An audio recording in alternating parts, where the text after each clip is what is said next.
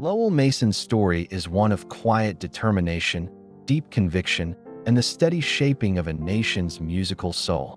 Banker by trade, teacher by calling, and believer at heart, he transformed the way America sang its faith.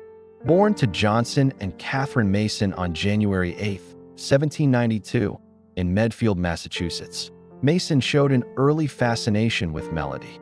While other children played, he spent hours studying notes and harmonies, teaching himself all he could from the few books within reach. In an age when formal music training was rare, he found joy in discovery and purpose in praise.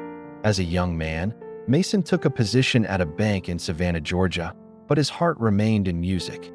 There, under the tutelage of Frederick L. Abel, a German musician and teacher, he studied the great European masters Handel, Haydn, and Mozart and began writing simple, heartfelt hymn tunes of his own. In his spare hours, he compiled a collection of sacred songs. Publishers in Philadelphia and Boston turned him away, but Mason quietly persisted. His work finally reached the Boston Handel and Haydn Society, whose committee submitted it to the stern critic Dr. G.K. Jackson. To Mason's surprise, Jackson praised the work as the best collection yet produced in this country. The resulting book, published in 1822 as the Handel and Haydn Society Collection of Church Music, became a landmark in American hymnody that would eventually go through 17 editions and sell 50,000 copies. Within a year, it was being sung in choirs and singing schools across New England. Mason's melodies, modest yet moving, gave congregations music they could truly sing. At first, he chose not to attach his name to the collection, writing, "I was then a bank officer in Savannah and did not wish to be known as a musical man." But before long, the success of his music would make that secrecy impossible.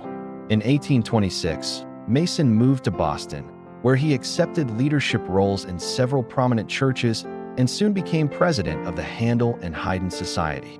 There, he found his true vocation, not only as a composer, but as a teacher and reformer. He believed that music was not a luxury for the gifted few, but a birthright for everyone. "Music," he wrote, "elevates the soul and unites communities." That conviction became the foundation of his life's work.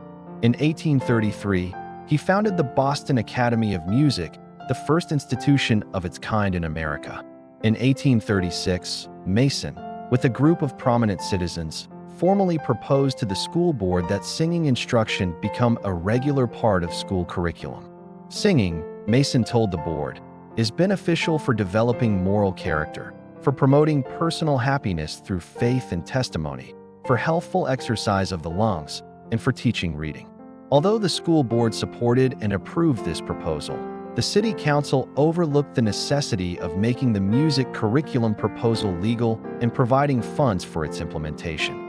Again, Lowell Mason's strong spiritual belief in the importance of singing and praising God through music came through and led him to offer to teach music in the Boston City schools without pay for 1 year.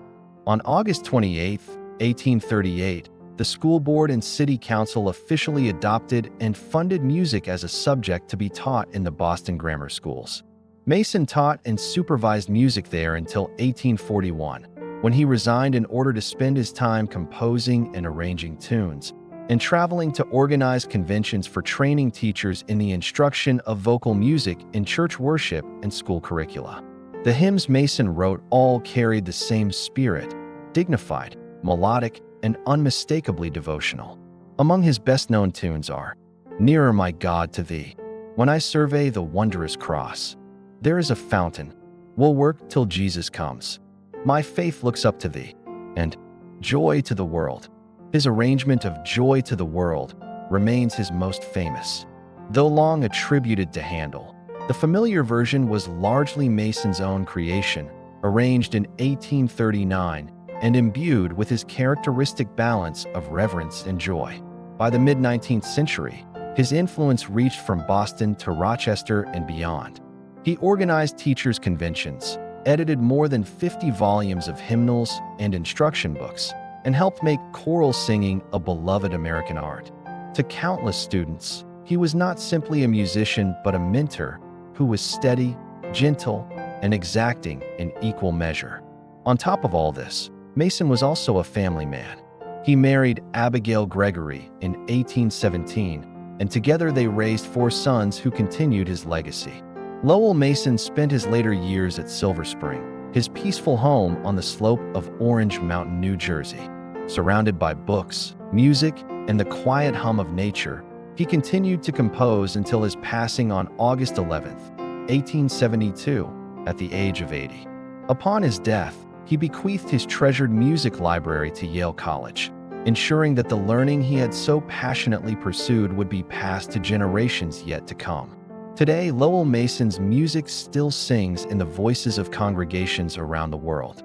His melodies have outlived centuries of change, simple, clear, and full of faith. And through every note of "When I Survey the Wondrous Cross" and "Joy to the World," we still hear the echo of a man who believed that music could lift a nation closer to heaven.